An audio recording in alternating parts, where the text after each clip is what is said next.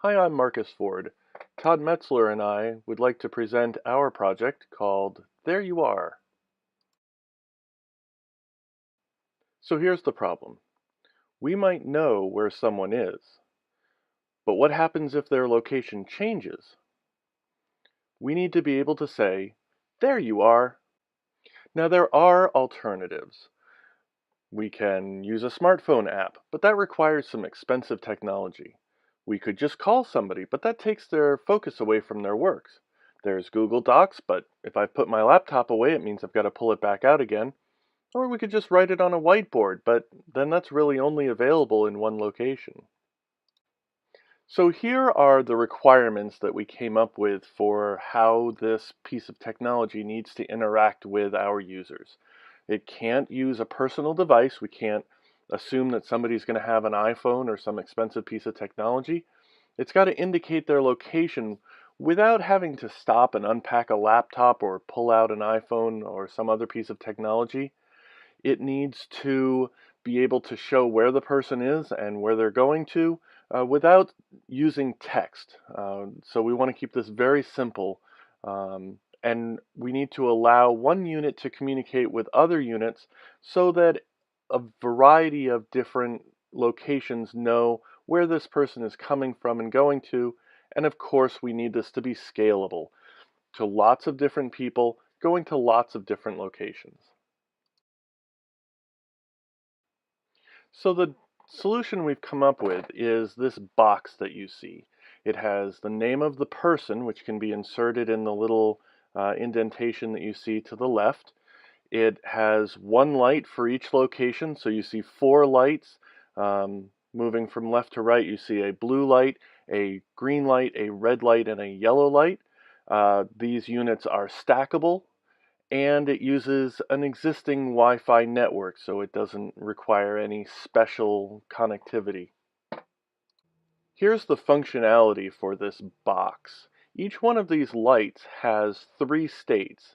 In the first state, the light is off, and that would indicate that the person is not at that particular location. The second state is a blinking light, and that indicates that the person is on their way to that location. And the third state is the light being on, which indicates the person is actually at that location. To change from one state to another, because these are not just lights, these are lighted buttons, all it requires is a press of the button to bring it from one state to the next. And when the light is on, a press of the button will bring it back to the first state. In other words, the light is off. This is functionality that the user can figure out on their own. It's very intuitive. Just by handling the box and beginning to press the buttons, we can see on the unit in our hands that the lighting pattern changes as we press the button. This device was something that I have been turning over in my head for a while, and really I saw this as just a box with the lighted buttons that has been described so far. But in looking at this class and using it as our project, it's obvious that just going with a visual modality alone is not going to cut it. So we need to bring in some of the other senses to really be able to make this a multimodal way of conveying information. And how we want to do this for the sound piece of this is to link what the buttons are doing in terms of flashing or a solid light or off to a piezo buzzer that will allow us to convey that same state information through a sound.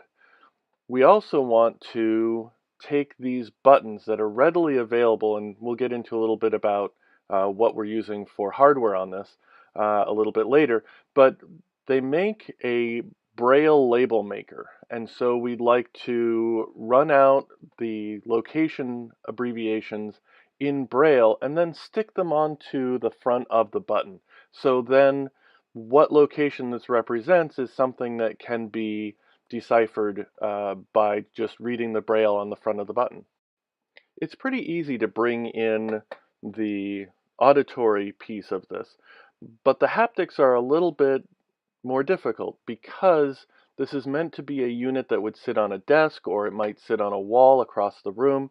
Uh, but in the future, it's very possible that because this is so simple in its design and its user interface, it could become something that's worn. It could be a bracelet or something like that, in which case we could have matching the lights and matching the sounds. We could also have some vibrations that would have a connection to the three states that each button can be placed in. Now let's take a look at the benefits of this design that we've shared with you. There are some real benefits here. First of all, because we're using a very simple design, it can be used with any language because there's no text. It can also be used with people who might have a developmental disability uh, because it's incredibly straightforward. There's also an ease of assembly and modification with the design of this package so that we can run different prototyping scenarios related to some of the usability research that could be done. We can even make custom versions of this that are unique to a particular person or a particular location. And this simplicity of design makes it really easy for the user to figure out how it works and to use it effectively and efficiently. So now let's step away from the individual unit itself and let's talk a little bit about how one unit can be used in series to benefit not just a single user in a particular use case, but across an entire group of people or an entire group of locations. In this slide, we're seeing that each one of these three units is connected to the location of a specific person. And you're also seeing in this illustration that these three units can then stack on top of each other, so we can keep track of the location of a number of people, and because really there's no limit to how many of these we can stack up, we can really track people across a very large organization even. And whereas on the previous slide we saw a number of people, right now we're looking at a number of locations. So you're seeing a particular state in this illustration. The blue light is on and the rest of the lights are off. But you're seeing that there are 5 of these units spread out over a number of locations. Whatever one unit is seeing, all of the units are seeing. So we can provide notification about location and people changing from one location to another across a number of locations so everybody knows where that person is and where they're headed. Now let's talk a little bit about the storyboard. This is going to provide an illustration of how this would be used in the field. So here on this slide, we're seeing a couple of pieces of information that play into that. One is we're seeing 4 individual personas: a mom, a dad, a sister, a brother. These are different people who would be interacting with the device in one way or another.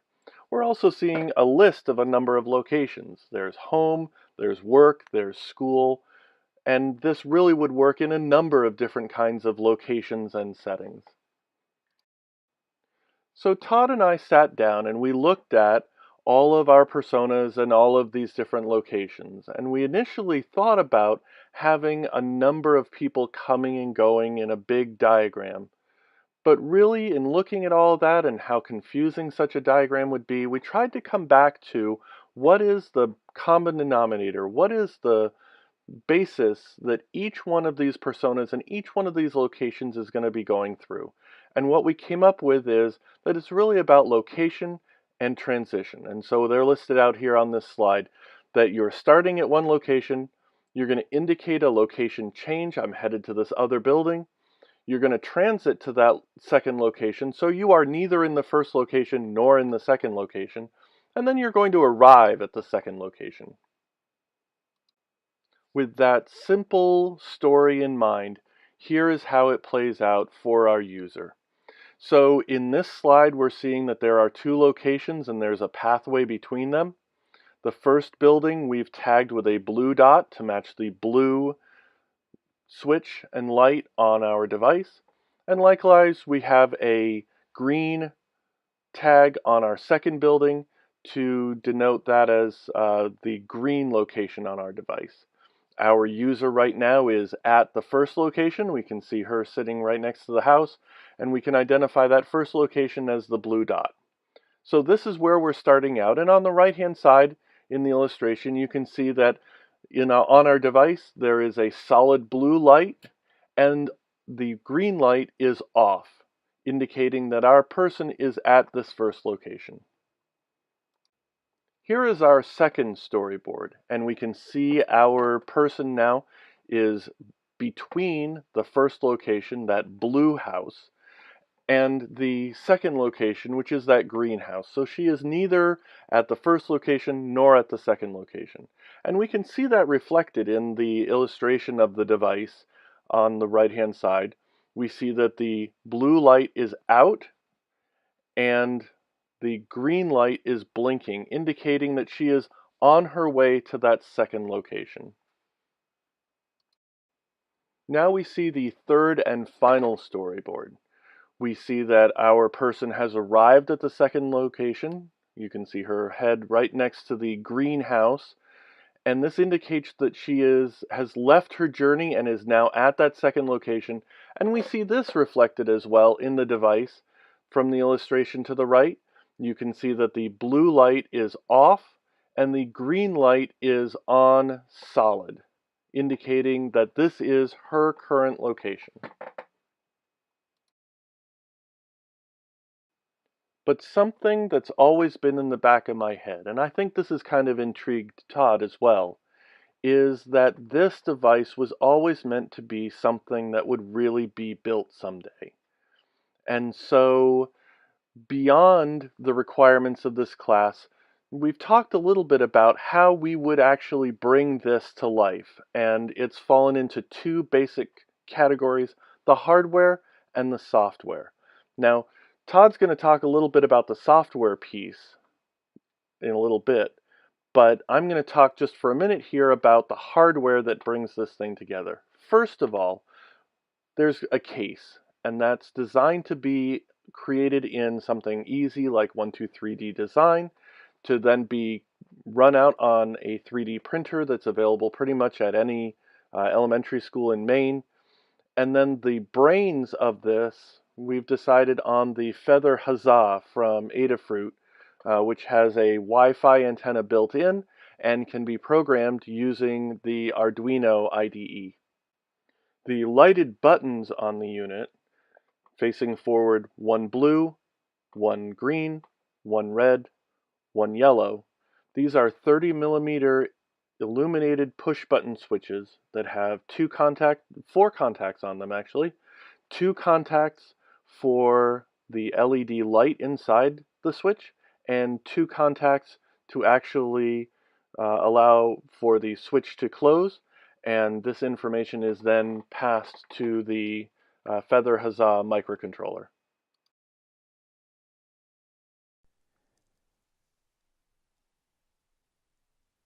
Continuing with an overview of the technology our solution uses.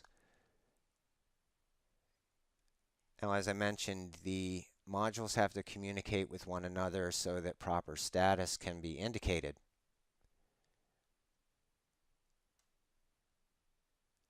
Each of the embedded Wi-Fi transmit and receive devices on the module's embedded microprocessor transmits a signal after a button depression to a Wi-Fi router.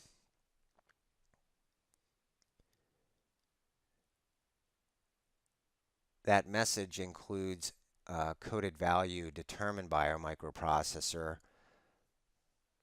tied to each indicator button. The router forwards via the internet that coded signal to our LAMP platform, where we store and forward the information as well as enrich it so that we can forward it to another module and activate or illuminate a specific button light indicator.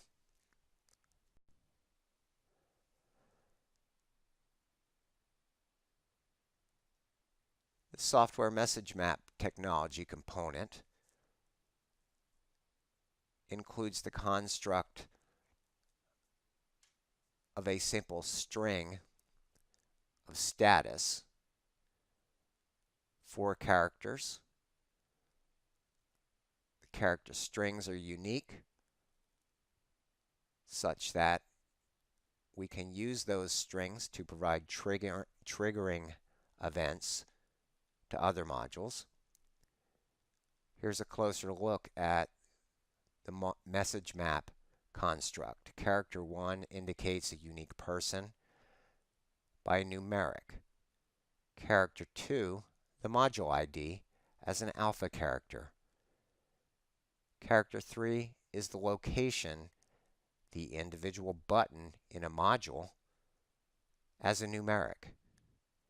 Character 4 is the state. Recall that our states are on, off, and blink. To review, state 1 is on.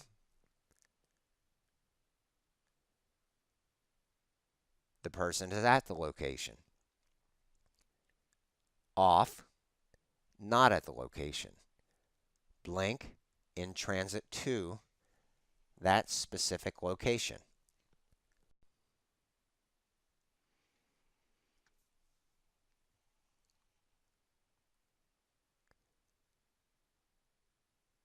Our LAMP server is equipped with a database.